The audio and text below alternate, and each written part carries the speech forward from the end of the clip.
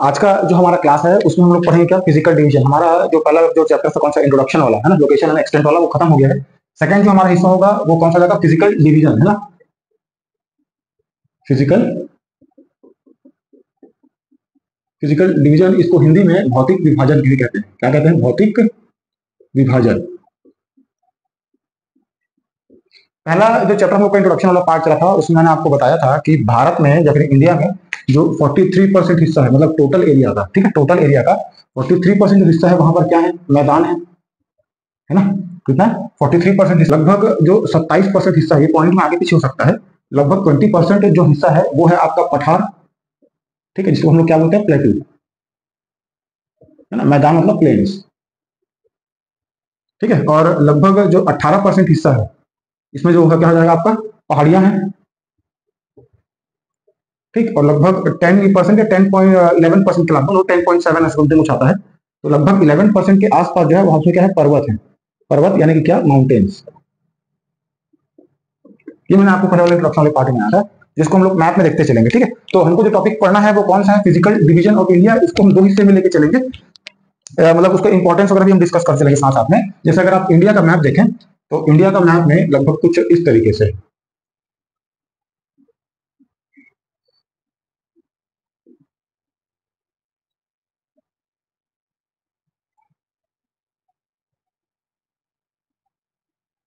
ना।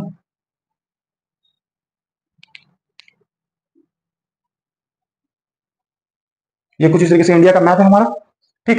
इसमें अलग अलग जो फिजिकल डिवीजन, यानी कि फिजिकल डिवीजन का मतलब समझिए हम किसका पहले यहाँ पर करने वाले हैं। फिजिकल डिवीजन का मतलब होता है कि हमारे देश भारत में जो जमीन की बनावट है, फिजिकल डिवीजन में क्या पढ़ने वाले हैं कि भारत में यानी कि हमारी कंट्री इंडिया में जो जमीन की बनावट है सब जगह पर अलग अलग है, एक जैसा नहीं है, ये हम जानते हैं, हाँ कि नहीं भाई। भारत में जमीन की बनावट है सब जगह अलग अलग है, एक जैसा तो नहीं है। कहीं पर हमको मैदान दिखते हैं, कहीं पर पहाड़ है, कहीं पर पठार है, कहीं पर आइलैंड ग्रुप्स है, तो उसी को हमको यहाँ पर देखते हुए चलना है। सबसे पहले मैप में अगर आएंगे तो ये जो ऊपर का हिस्सा है, हम लगभग इसको मान के चलिए यहाँ से कुछ इस तरीके से, इस तरीके से जो हिस्सा जो मैंने ये रेड कलर में उसको बाउंड्री किया हुआ है, इसको ऐसा डिवाइड कर लेते हैं। ये जो हिस्सा है इसको कहा जाता है हिमालयास,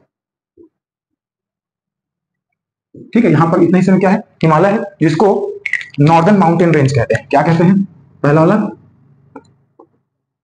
नॉर्दर्न माउंटेन रेंज, इसको हम लोग और क्या नाम से जानते हैं, हिमालयास, ठीक है। महान हिमालय या ग्रेट हिमालयास बोल लीजिए इसको, ग्रेट हिमालयास। कौन सा पार्ट है, तो ये नॉर्दर्न पार्ट है, मतलब ये जो हमारे इंडिया का जो नॉर्थन पार्ट है ये पूरा किस में क्या बना हुआ है, हिमालयास बना हुआ है। इसके बाद इसके नीचे आए तो ये वाला जो हिस्सा है यहां से लेकर के लगभग ये कुछ इस तरीके से, ठीक है। ये इस हिस्से में जो हमारा आता है वो कौन सा आता है, प्लेन्स, ठीक। क्या आता है, प्लेन्स आता है। तो इसको सेकंड पॉइंट को डाल लेते हैं हम लोग, सेकंड पार्ट में इसको बोलते हैं नॉर्दर्न प्लेन्स, नॉर्दर्न प्लेन्स, ठीक। इसको और भी क्या लिखते हैं, वास्ट नॉर्दर्न प्लेन भी लिखते हैं हम लोग, वास्ट नॉर्दर्न प्लेन, ठीक।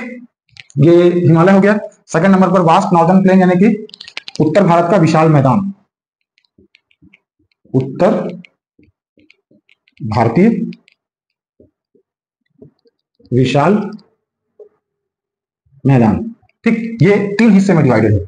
यहां तक का जो हिस्सा है यहाँ पर देखो, हमको पता है कि यहाँ पर इंडस रिवर और उसकी कुछ ट्रिब्यूटरीज है, हाँ कि नहीं। यहाँ से सिंधु नदी कुछ यहीं पर आसपास के इलाके में बहती है और सहायक नदियां भी यहाँ पर है। तो ये जो हिस्सा है पहला पार्ट है, इसको हम कहते हैं क्या, सिंधु मैदान।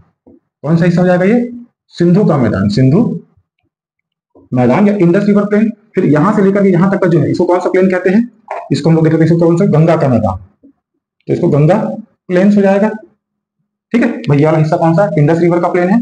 ये वाला जो हिस्सा है वो आपका गंगा प्लेन जाएगा। और ये जो हिस्सा बचा हुआ है इसको हम लोग बोलते हैं ब्रह्मपुत्र प्लेन, क्योंकि यहाँ पर किस कौन सी नदी बहती है, ब्रह्मपुत्र नदी बहती है। बात समझ में आ रहा है, आसान है। सबसे ऊपर हिस्से में क्या हम लोग देखें, ये पूरा हिमालय उसकी श्रृंखलाएं, अलग अलग माउंटेन्स और उसके रेंजेस किसके, हिमालयास के। इंडियन प्लेन है जो ये इस हिस्से में आता है, ये हमारा तीन हिस्से में डिवाइडेड है। एक यहाँ पर इंडस रिवर का प्लेन, यहाँ पर गंगा नदी का प्लेन और यहाँ पर किसका, ब्रह्मपुत्र का प्लेन। उसके बाद नीचे में आए तो ये वाला जो हिस्सा है हमारा, लगभग इसको इस तरीके से लेके चलिए, ये इस तरीके से, ये जो सर्कुलर एरिया दिख रहा है यहाँ पर कौन सा, ग्रेट इंडियन डेजर्ट, ठीक है। कौन सा है, ग्रेट इंडियन डेजर्ट, जिसको हम लोग थार डेजर्ट के भी नाम से जानते हैं, ग्रेट इंडियन डेजर्ट। कौन सा, जैसे कि इसको नाम क्या है, थार, कहां पर, ये राजस्थान वाले इलाके में, ठीक है। उसके बाद ये यहाँ से ये हिस्सा, ये जो गुजरात का हिस्सा, ये इसको ऐसे जोड़ के चले तो ये पूरा जो हिस्सा होगा इस तरीके से, ये कौन सा हिस्सा हो जाएगा हमारा, ये, इसको ऐसे बना के चलते हैं, ठीक है। तो ये जो हिस्सा है इसको हम बोलते हैं पेनिनसुलर प्लेटू, पेनिनसुलर प्लेटू। इसको हिंदी में कहा जाता है प्रायद्वीप, प्रायद्वीप पठार, ठीक है। बात समझ में आ रहा है। तो चौथा नंबर क्या बन जाएगा, प्रायद्वीपीय पठार, प्रायद्वीप पठार, ठीक। उसके बाद ये जो किनारा किनारा का हिस्सा दिख रहा है ना, ये वाला हिस्सा और ये वाला हिस्सा, इसको मैं रेड मार्क कर लूं क्या, तो यहां से ये जो लाल हिस्सा है और यहां से ये जो लाल हिस्सा है, ये वाला हो जाता है आपका, देखो मैप पर कुछ इस तरीके से होता है हमारा, ये होता है नॉर्थ, ये साउथ, ये वाला हिस्सा वेस्ट और ये वाला हिस्सा ईस्ट, है ना भाई। तो इसको बोलेंगे कौन सा, वेस्टर्न घाट, वेस्टर्न घाट, और ये कौन सा जाएगा, तो ईस्टर्न घाट, ईस्टर्न घाट्स, ठीक है। इसको और क्या कहते हैं, कोस्टल प्लेन्स, कोस्टल प्लेन्स, ठीक है। फिर हिंदी में क्या कहते हैं, तटीय मैदान, तटीय मैदान, ठीक है। बात समझ में आ रहा है। हमारे पास यहां से यहां तक तो समुद्र का तट है, ठीक है कि नहीं, घाट, तो उसको क्या बोलते हैं, इस तरफ वाले हिस्से को वेस्टर्न घाट, इस तरफ वाले को ईस्टर्न घाट, हिंदी में से कहते हैं क्या, तटीय मैदान या कोस्टल प्लेन्स, ठीक है। तो हमारा पांचवा डिवीजन कौन सा हो जाएगा, कोस्टल प्लेन्स। समझ में आ रहा है आपको, ये मैप में आप ड्रॉ करते चलिएगा तो आपको हमेशा मतलब रिवाइज करने में दिक्कत नहीं होगा, ठीक। उसके बाद यहां पर कुछ छोटे छोटे आइलैंड्स हैं, ठीक, ये वाला आइलैंड है और एक आइलैंड ग्रुप हमारे पास यहां पर है, कुछ ये इस तरीके से, ठीक है ना। तो ये जो आइलैंड ग्रुप होंगे इसको हम लोग छठवां डिवीजन को लेकर चलेंगे, कौन सा, आइलैंड ग्रुप्स, आइलैंड ग्रुप्स, इसको बोलते हैं हिंदी में द्वीप समूह, द्वीप समूह, ठीक है। तो इसको, ये तो हिस्सा जो अंडमान निकोबार आइलैंड वाला हिस्सा है, ये जो है वो कौन सा है, लक्षद्वीप वाला हिस्सा है। ये जो अंडमान निकोबार आइलैंड है, यहाँ पर हमको पता है कि अराकान योमा माउंटेन रेंज है, ये पूरा हिमालय है, तो ये वास्तव में कोई द्वीप नहीं है, ऐसा कहा, ऐसा मानते हैं क्या कि जो अराकान योमा माउंटेन रेंज है, जो म्यांमार और भारत के बीच की जो बाउंड्री बनाता है नॉर्थ ईस्ट स्टेट से, सेवन सिस्टर से, ठीक है, ये इसका ही क्या है, आगे विस्तार है, ठीक है। ये आगे क्या है, पहाड़ की चोटियां ही हैं जो समुद्र, गहरे समुद्र में डूबी हुई है। बात समझ आ रही क्या बोला, यहाँ पर अराकान योमा माउंटेन रेंज है और ये जो हिमालयन है इसी का आगे आकर बढ़ा हुआ क्या है, ये पहाड़ी है। तो ये पहाड़ क्या है, पूरा ऐसा मान के चलो मेरे ऐसा पीछे पहाड़ है, तो यहाँ तक पूरा क्या है, पानी में डूबा हुआ है। ये जो छोटा छोटा दिखता है यही हमको क्या यहाँ पर दिखता है, आइलैंड के फॉर्म में दिखता है। तो ये अंडमान निकोबार के आइलैंड में हो गया। और यहाँ पर ये जो लक्षद्वीप आइलैंड है ना, ये जो लक्षद्वीप है, लक्षद्वीप इसको मूंगा आइलैंड कहा जाता है। कौन सा द्वीप, मूंगा, मूंगा द्वीप कहा जाता है, ठीक है। इसको अपने इंग्लिश में क्या बोलते हैं, कोरल, कोरल आइलैंड, ठीक। मूंगा क्या है, एक तरह का समुद्री जीव है जिसके जमाव से ये कौन सा द्वीप बना है, लक्षद्वीप बना हुआ है, ठीक है। तो ये भारत में एकमात्र कौन सा कोरल आइलैंड है, लक्षद्वीप। और ये जो है पर्वत की चोटियां हैं जो उसको हम अंडमान निकोबार आइलैंड ग्रुप के नाम से हम जानते हैं, जो कि अराकान योमा या हिमालय माउंटेन रेंज का विस्तार है आगे नीचे की तरफ, जो कि क्या समुद्र में डूबा हुआ है। तो कुछ हिस्सा बाहर ऊपर वो निकला हुआ है जो समय के साथ क्या होता जा रहा है, अपर्दित हो जा रहा है ना, जिसका क्या होता जा रहा है, अपक्षय होते जा रहा है, मतलब टूट फूट रहे हैं। समझ में आ रही बात, इरप्शन बोलता है इसको, जिसकी वजह से क्या हुआ, एक आइलैंड के फॉर्म पर मतलब से चपटे पठार जैसा, प्लेटू जैसा हो गया, ठीक है। बात समझ में आ रही है ना, ठीक। तो ये कौन कौन सा हो गया हमारा, सबसे पहले कौन सा, नॉर्दर्न माउंटेन रेंज जिसको ग्रेट हिमालयास के नाम जानते हैं, वो हमारे इतने हिस्से में है, जिसको मैंने रेड कलर का मार्क किया हुआ है, ये वाला।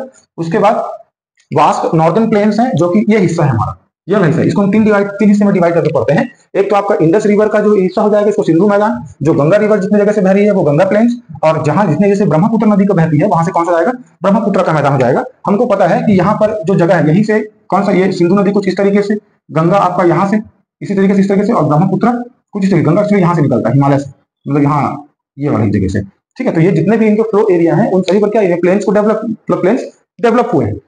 बात समझ में आ रही ना, ये पूरा का पूरा चट्टान हुआ करता था। तो रिवर वाला सिस्टम, रिवर वाला जब चैप्टर आएगा तो मैं आपको और डिटेल में बताऊंगा। इसमें नदी के साथ में क्या होगा, कुछ सेडिमेंट्स अपने बहा के लाएंगे, जो कि ये पूरा यहाँ पर जमा हुआ है ना। कहाँ, कौन सा हिस्सा है ये, तो भारत में, तो ये आपका जितना उत्तर प्रदेश, बिहार वाला, झारखंड वाला, पश्चिम बंगाल वाला जो हिस्सा है ना, ये पूरा उसी में है, ठीक। तो उसी में प्लेन्स डेवलप हुए, काफी ज्यादा फर्टाइल होते हैं। सातवां नंबर का एक और हम लेके चलते हैं। सातवां नंबर में कुछ डेल्टा है हमारे पास में, यहाँ पर ये, ठीक है। ये जो हिस्सा आप देख रहे हैं यहाँ पर एक डेल्टा है जो कि गंगा और उसकी नदियों से बनता है, जिसको बोलते हैं सुंदरबन डेल्टा। तो इसको पहले मैं डेल्टा लिख लेता हूं, डेल्टा है हमारे पास में, इसको बोलते हैं क्या, सुंदरबन, ठीक है, सुंदर मंडल है कि 7वां हम इसको डिवीजन लेके चलते हैं। ठीक है, तो ये समझ में आया आपको। मतलब भारत का अगर भौतिक विभाजन किया जाए, अगर फिजिकल डिवीजन किया जाए, तो इस डिवीजन को हम 7 अलग अलग पार्ट्स में पढ़ते हैं। सबसे पहले हमारा आता है कौन सा, नॉर्दर्न माउंटेन रेंज, जो कि यहाँ पर हमको नॉर्दर्न हिस्से में दिखाई देता है, जो कि हिमालय और उसकी बाकी सीरीज से मिलकर बना है। उसके नीचे हमारा कौन सा है, तो वास्ट नॉर्दर्न प्लेन है।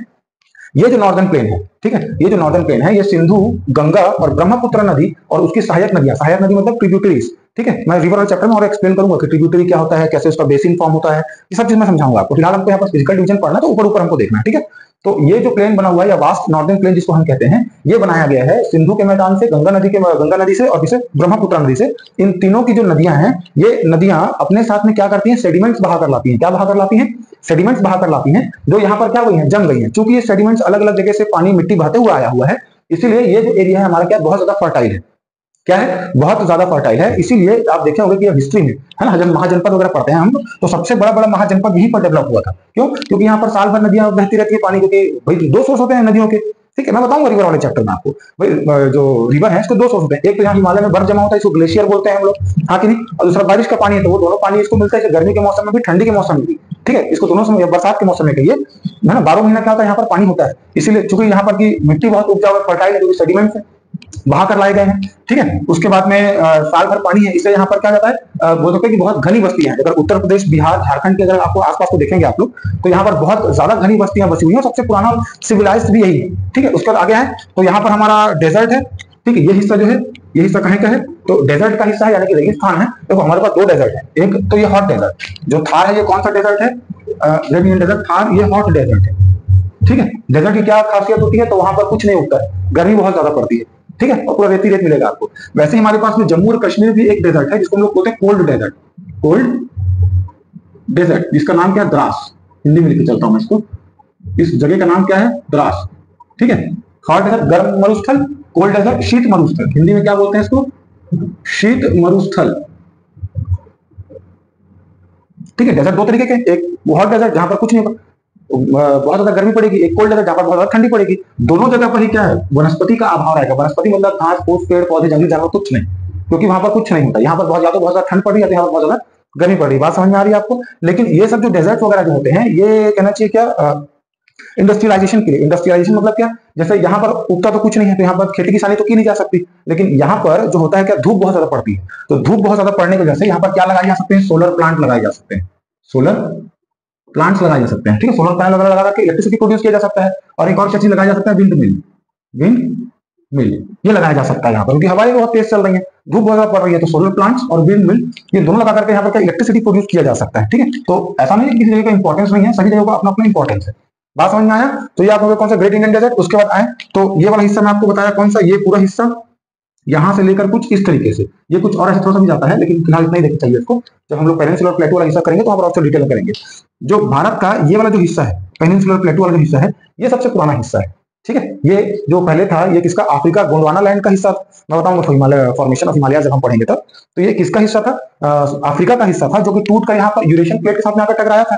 तो अगर इंडिया के मैप में देखें तो ये जो पेनिनसुलर प्लेटू वाला जो हिस्सा है, ये सबसे पुराना हिस्सा है। और ये कुछ इस तरीके से इसको बनावट है, ये पठार बोलते हैं ना, कुछ इस तरीके से माउंटेन जैसे ही आजू बाजू का साइड उठा हुआ होता है, लेकिन जो ऊपर का हिस्सा होता है क्या होता है, चट्टा होता है। भाई माउंटेन ऐसा होता है, ऊपर में क्या बनता है आपको, पीक दिखाई देता है, पीक यानी कि चोटी दिखाई देती है। लेकिन यहाँ पर क्या होता है, ये चट्टा होता है। तो जैसे चट्टा टाइप का स्ट्रक्चर है, क्या बोलेंगे, आपका प्लेटू बोलेंगे। तो अगर आप पेनिनसुलर प्लेटू को देखें जो ट्रायंगुलर शेप में है, तो ये हिस्सा हो जाएगा कौन सा, वेस्टर्न घाट। ये वाला हिस्सा हमारा वेस्टर्न घाट है, और ये वाला हिस्सा हमारा ईस्टर्न घाट है। बीच का जो हिस्सा है वो बहुत चपटा है। ठीक है, बाकी थोड़ी छोटी छोटी पहाड़ियां यहाँ पर मिलेगी हमको। बाकी ओवरऑल देखा जाए तो ये जो पेनिनसुलर प्लेटू वाला हिस्सा है, वो कुछ बनावट इस तरीके से, यानी कि ऊपर से चपटा है। बात समझ में आ रहा है आपको। ये हो गया कौन सा, पेनिनसुलर प्लेटू।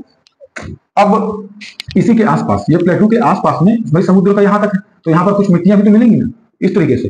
तो ये वाला हिस्सा और ये वाला हिस्सा जो ये रेड मार्क किया हुआ कौन सा, वेस्टर्न घाट। और जो मैं ईस्टर्न घाट लिख के रखा हूं, इसको क्या बोलते हैं, तटीय मैदान। ठीक है, कोस्टल प्लेन्स हम लोग कहते हैं। तो यहाँ पर कहना चाहिए कि बंदरगाह, हार्बर। ठीक है, जैसे जो पानी जहाज जहां पर खड़े करके जाता है ना, पार्किंग लगाया जाता है, समझ पा रहे। तो ऐसे कहना चाहिए क्या यहाँ पर, ठीक। तो ये जो वेस्टर्न घाट और जो ईस्टर्न घाट वाला इलाका है, क्योंकि ये समुद्र के किनारे पड़ता है, सी कोस्ट है ना भाई, तो यहाँ पर क्या होता है, इंटरनेशनल सी रूट्स हैं। कौन से हैं, समुद्री मार्ग हैं, सी रूट्स। ठीक, यहाँ पर क्या होता है, इंटरनेशनल ट्रेड किया जाता है, भाई समुद्री मार्ग है। तो यहाँ पर क्या डेवलप होंगे, अभी ऑब्वियसली बात है, हार्बर्स डेवलप होंगे। हार्बर समझते हैं क्या होता है? हार्बर समझते हैं? हार्बर का मतलब क्या होता है कि जहां पर पानी के जहाज को खड़ा किया जाता है, व्यापारिक स्थिति बोल सकते हैं, जैसे रेलवे स्टेशन होता है ना ट्रेन के लिए, वैसे ही पानी जहाज के लिए शिप यार्ड, क्या बोलते हैं उसको? Ship yard. शिप यार्ड बोले ज्यादा अच्छा से याद रहेगा। Shipyards, shipyards, harbour सब एक ही चीज है। ठीक, तो यहाँ पर जो आपका घाट है, ईस्टर्न घाट और वेस्टर्न घाट वाला जो इलाका है, यहाँ पर क्या डेवलप किए गए हैं? शिप यार्ड से हार्बर डेवलप किए गए हैं, जिससे यहाँ पर इंटरनेशनल सी रूट्स के जगह से माध्यम से क्या होता है? ट्रेड होता है। भाई वास्को डी गामा भी तो इधर आया था, जो केरल के आसपास बंदरगाह बोलते हैं जिसको हिंदी में, है ना? बंदरगाह होता है जहां पर पानी की जहाजों को खड़ा किया जाता है, जहां पर क्या होगा? अंतरराष्ट्रीय व्यापार किए जाएंगे। बात समझ में आ रही है? तो ये सब डेवलप हो पाए हैं कहां पर? ये ईस्टर्न घाट और वेस्टर्न घाट वाले इलाके में। बाकी अब आते हैं किस पर? तो ये आपको समझ में आ रहा है ना क्या क्या हो गया हमारा? नॉर्दर्न प्लेन हो गया, सॉरी माउंटेन रेंज हो गया, northern plain, great Indian desert, peninsular plateau. उसके बाद आते हैं किस पर? कोस्टल प्लेन्स पर। कोस्टल प्लेन भी हो गया हमारा। उसके बाद आइलैंड ग्रुप में, तो आइलैंड ग्रुप में क्या है आपका? अंडमान निकोबार आइलैंड ग्रुप है, और ये कौन सा? लक्षद्वीप है। तो यहाँ पर क्या है? ट्राइबल्स रहते हैं, जनजाति। ये जनरली टूरिज्म के लिए कहना चाहिए क्या फेमस रहता है, तो इसमें ज्यादा कुछ है नहीं, बस हम ये बता रहे हैं कि हमारे पास यहाँ पर कुछ आइलैंड ग्रुप्स हैं। लगभग अंडमान और निकोबार ग्रुप है, ये लगभग 204, कितने आइलैंड्स हैं? 204। और इधर लगभग ये कितने हैं? 43 आइलैंड्स हैं। कितने? इधर 43 और इधर 204 आइलैंड्स हैं। सभी जगह पर लोग नहीं रहते हैं, कुछ छोटे मोटे जगहों पर ही लोग रहेंगे, कुछ 5-6 जगह पे आपको यहाँ पर आदमी मिलेंगे।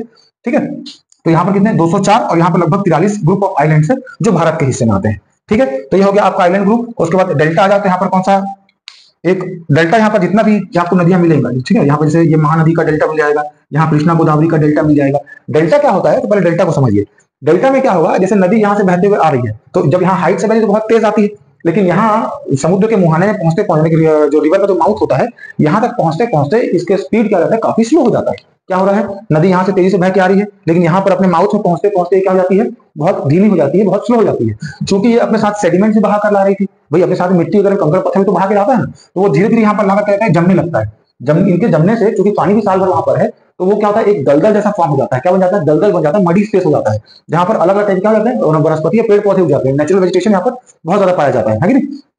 जिसको हम लोग क्या बोलते हैं? डेल्टा बोलते हैं। डेल्टा समझ में आ रहा है? नदी बह के आई, बहुत धीमी स्पीड हो गई, ठीक है, धीमी स्पीड होने के बाद उसके साथ में कंकड़ पत्थर मिट्टियां भी बह के आई थी। तो एक मोटी जो नदी होती है, जैसे मान लो कि इस तरह से कोई चौड़ी नदी आ रही है, तो उसके धीमे स्पेस होने के कारण बहुत सारे अलग अलग ऐसे टुकड़े टुकड़े क्या जाती है, वो ऐसे बढ़ जाती है। और यहाँ पर जो ये जो हिस्सा होता है, यहाँ पर मिट्टी आकर धीरे धीरे जमते जाता है, जो नदी के साथ बह के आ रहा था, तो यहाँ इतने जगह में क्या बन जाता है? दलदल बन जाता है। इसी दलदल को हम लोग क्या बोलते हैं? डेल्टा। ये जो गंगा ब्रह्मपुत्र का जो यहाँ पर डेल्टा हमको मिलता है, जिसको हम लोग सुंदरबन डेल्टा के नाम से जानते हैं, यहाँ पर एक फेमस पौधा, इसका नाम है सुंदरी। सुंदरी वन है ना, इसी के नाम पर क्या रखा गया है? सुंदरबन डेल्टा इसका नाम रखा गया है। ये रिच इन बायोडाइवर्सिटी होता है, यानी कि यहाँ पर क्या होता है? बहुत जैव विविधता तो बहुत ज्यादा होता है। बात समझ में आ गया? तो ये क्या हो जाएगा? हमारा फिजिकल डिवीजन है, इसमें केवल हमको इतना ही देखना है। अब हम लोग आते हैं किस पर? इस फिजिकल डिवीजन का इंपॉर्टेंस क्या है या इफेक्ट क्या है। ठीक, तो इसको यहीं पर लेके चले। ये समझ में आ गया आपको मैथ में देख करके? इसको साथ ही साथ में बनाते चलेंगे, ठीक है? अब हमको क्या देखना है कि ये जो फिजिकल डिवीजन हमने किया है, इसका इंपॉर्टेंस या इफेक्ट क्या है। दोनों को एक साथ ही देखिए, कुछ खास डिफरेंस नहीं रहेगा। तो हम यहां पर लिख देते हैं क्या? इंपॉर्टेंस। इंपॉर्टेंस या फिर इफेक्ट। ठीक, इंपॉर्टेंस का मतलब होता है क्या हिंदी में? महत्व। और इसका मतलब होता है क्या? प्रभाव। ठीक, इसको हम लोग कुछ कैटेगरी में डिवाइड करके देखेंगे। कैटेगरी में डिवाइड करने का मतलब क्या है? जैसे इसके कुछ पॉलिटिकल इफेक्ट होंगे। पॉलिटिकल यानी कौन सा? राजनीतिक प्रभाव। उसके बाद इसके कुछ इकोनॉमिक इफेक्ट होंगे। इकोनॉमिक यानी कि आर्थिक। इसके कुछ क्या जाएंगे? आर्थिक प्रभाव हो जाएंगे। उसका जैसे कुछ सोशल इफेक्ट्स होंगे। सोशल इफेक्ट्स, सोशल यानी कि इसको बोलते हैं क्या हिंदी में? सामाजिक। ठीक है, उसके बाद